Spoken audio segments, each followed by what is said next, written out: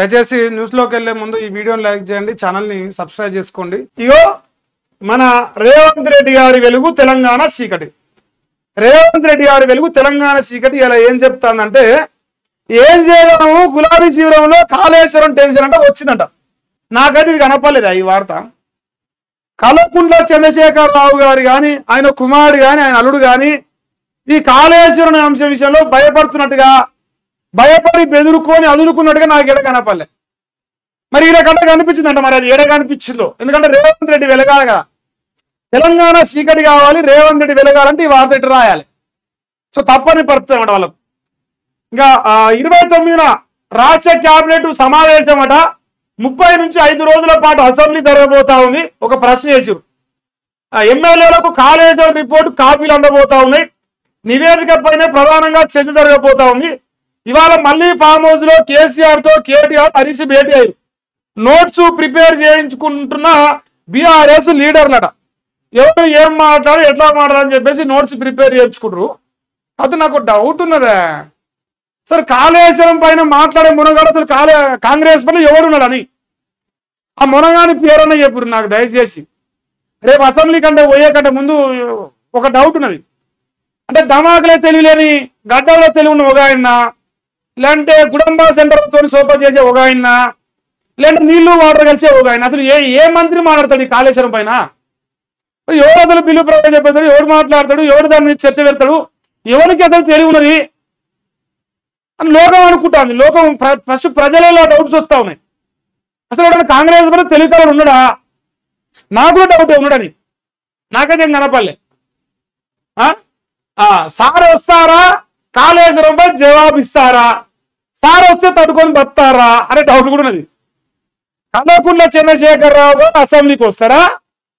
ఒకవేళ వస్తే మాట్లాడితే నోరు తెరిస్తే తట్టుకునే గుండెలు కాంగ్రెస్ లో ఉన్నాయా? సెకండ్ డౌట్ అదేనా. ఫస్ట్ ప్రజలు ఏమనుకుంటారంటే, కేసీఆర్ నా పేరు ఎత్తలేడు, నాకు జోలు ఎత్తాడు, రేవంత్ రెడ్డి ఏడుస్తున్నాడు అనుకుంటారు లోకం. గట్టిగా చెప్పాలంటే రేవంత్ రెడ్డి అసెంబ్లీకి వస్తాడా, ఏం మాట్లాడతాడు, ఎట్లా రికార్డులు పెడతాడు అనుకుంటున్నాడు. అసలు కేసీఆర్ వస్తాడా అంటే కేసీఆర్ ఈ బచ్చాగాలను పడుచుకున్నాడా అనేటట్టు లెక్క చెప్పాలంటే, ఇప్పుడు నీళ్ళు ఏం తెలివి ఉంటే, నీళ్ళు ఇచ్చే తెలివి ఉంటే, ప్రాజెక్టులు కట్టే తెలివి ఉంటే గత 20 నెలలకెళ్ళి రిపేర్ చేసుకున్నా నీళ్ళు ఇస్తుండే. అంటే నీళ్ళు ఇవ్వలేము, తెలితొక్క దద్దమని తేలిపోయింది. కాబట్టి మరి కేసీఆర్ వస్తే తట్టుకొని నిలబడే దమ్ము ఉనకనే కాంగ్రెస్ పార్టీలో ఉన్నదా? వస్తే మాట్లాడితే ఈ గుండె ఎవరన్నా సమాజం చెప్తారా? ఒకనాడు కాళేశ్వరం గురించి కింద పెద్ద టీవీ వేచి మాట్లాడితేనే ఎవరు తెలియలేని దద్దమని మాట్లాడపాయ. మరీ ముఖ్యంగా ఎవరైతే ఇలా మంత్రిగా ఉన్నారు మన ఉత్తమ్ కుమార్ రెడ్డి గారు కాళేశ్వరం గురించి మాట్లాడబోయే మునగాడ అంటే, నేనెందుకు మాట్లాడతా, నీ ప్రిపేర్ అయ్యి రాలే, అనుకుంటా అనుకొచ్చిన అని చెప్పేసి మాట్లాడిన చరిత్ర అసలు నీచమైన చరిత్ర. కాబట్టి మరి ప్రజలు డౌట్ పడతారు, మీ దగ్గర అంత దమ్ముందా, అంత పతార ఉందా మీ కాడని. వస్తాడా అనేది ఒక ప్రశ్న, వస్తే తట్టుకుంటారని మీరు రెండో ప్రశ్న. ఇప్పుడు దమ్ము ఉంటే సమాధానం చెప్పారు. మరి ఇంకా హాట్ టాపిక్ అసెంబ్లీ సెషన్ అట. ఇప్పటి వరకు వచ్చింది 2 సార్లే అంటే లెక్క పెట్టుకుంటారు. మీరు చెప్పురా రేవంత్ రెడ్డి ఎన్నిసార్లు వచ్చిండు గుర్తుందా మీకన్నా, నాకన్నా, ఎవరికన్నా? అంటే కేసీఆర్ బయటకు రావడమే ఒక వార్త అయిపోయింది. కేసీఆర్ బయటకు రావడం ఒక వార్తే, కేసీఆర్ లోపల పోవడం ఒక వార్తే, కేసీఆర్ అసెంబ్లీకి రావడం కూడా ఒక వార్తే. అంటే రేవంత్ అన్న ఏం మొత్తుకున్నా వార్త అవుతలేదు. ఎంత పొడుగు మాట్లాడినా, ఎంత బూతులు మాట్లాడినా, ఎంత గయ్య మొత్తుకున్నా సరే ప్రజలు పట్టించుకోలేరు. కానీ కేసీఆర్ వస్తే మాట్లాడతారు, పోతే మాట్లాడతారు, కుసిటే మాట్లాడతారు. అసలు ఎవడు ముఖ్యమంత్రి, ఎవడు ప్రతిపక్షం నాకే డౌట్ వస్తాను. మీకు డౌట్ వస్తే మీరు చెప్పి గిలేకప్ప. కల్వకుంట్ల చంద్రశేఖరరావు గారు అంటే మరి ఈ అంశం పైన ఏం చేద్దాం, అసెంబ్లీలో చర్చ పెడితే ఏం మాట్లాడదని అల్లుని కొడుకుని పిలిపించుకొని చర్చ పెట్టిరంట. కేసీఆర్ అయితే రాకపోవచ్చు, నా డౌట్ అయితే రాడు కూడా. ఒక రకంగా అనుకుందాం, రాడు కూడా. వస్తే మాత్రం అదృష్టవంతులే. ఎందుకు తెలంగాణ ప్రజలు అదృష్టవంతులు ఒక రకంగా చెప్పాలంటే, వాస్తవాలు బయటకు వస్తాయి. ఇంకోటి, వీళ్ళు మైకు కట్ చేస్తారనే విషయం తెలుసు లోకానికి. ఒకవేళ మైకు కట్ చేయకుండా కేసీఆర్ మాట్లాడితే యావత్ తెలంగాణ ప్రజలకు అసెంబ్లీ సాక్షిగా వాస్తవాలు తెలుస్తాయి. అని ఉంచుతారు, అప్పుడు అని ఉంచుతారు. నాకైతే తెలుసు. అందువల్ల రాకపోవచ్చు. మరి రేవంత్ అదురికే వస్తాడు, వస్తే పుసుకున ఇంటికి కూడా ఓ నైట్ ఇంకా ఇంతవరకు ఉన్నదే. నెక్స్ట్ ఈసీ బీజేపీ కుమ్మక్కయ్య, దీంతోనే మూడోసారి ప్రధానిగా మోదీ గెలిచిండు.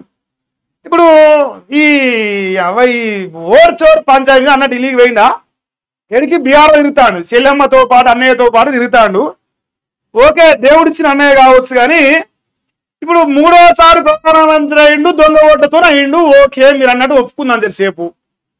మరి రేవంత్ రెడ్డి నువ్వు దొంగ ఓట్లతోనైనావా తెలంగాణలో? ఎందుకంటే అసెంబ్లీకి పార్లమెంట్ గట్టి 6 నుంచి 9 నెలలు టైం పట్టింది, అంతే. 6 నెలలు కూడా పట్టలే, అంతే 6 నెలలు వేసుకోరాదు.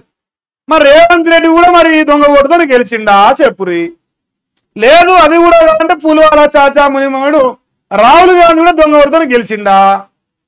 లేదు అందరికి దొంగ ఓట్లు అంటారు కదా, ఎట్లాగో మా రఘునందన్ ఛాలెంజ్ చేస్తా ఉండు, ఎవరైనా కాంగ్రెస్ పార్టీ దమ్మున మొదటి చెప్పురి, రాజీనామా చేయడం అందరూ ఎన్నికలకు పోతాం అంటును, చూసుకుందామా తెలుసుకుందామా అంటారు.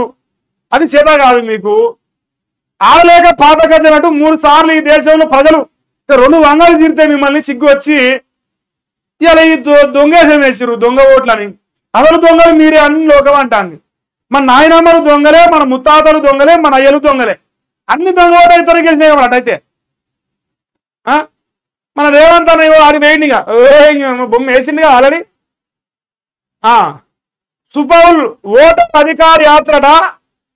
అధికార యాత్రలో రాహుల్ గాంధీ పాల్గొన్న, ప్రియాంక గాంధీ, సీఎం రేవంత్ భారీ సంఖ్యలో హాజరైన జనం. ఆ జనం కనిపిస్తలేరు నాకు, జనం బొమ్మే లేదు ఆడ. జనం వచ్చినప్పుడు ఫుల్ అంటారు. ఇక రాతలు పొడుగున్నాయి, చేతలు చిన్నగా ఉన్నాయి మన కాంగ్రెస్ పార్టీ.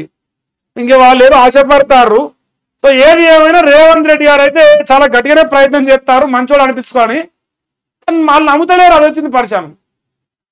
వాళ్ళ కాంగ్రెస్ పార్టీలో రేవంత్ నమ్మకుండా ఏం చేయరు దొంగ ఓట్లతో అని చెప్పేసి మా ఆయన ఢిల్లీకి పోయిండు. ఢిల్లీ నుంచి అటువైపు బీహార్ పోయినట్టు బీహార్లో పోయి ఎంజాయ్ చేసుకుంటూ తిరుగుతాడు. ఈడ ఈ పాలన ఎగురు పెడతాంది. తెలంగాణ ఇందిరమ్మరాజు ఎగురు పెడుతుంది, ఆడికి పోయి నీతులు చెప్తాడు. ఇక గూట్లో ఉన్న రాయి తీస్తాను చేత కాదు, కానీ ఏట్లో ఉన్నది దిగుతాను పోయింది.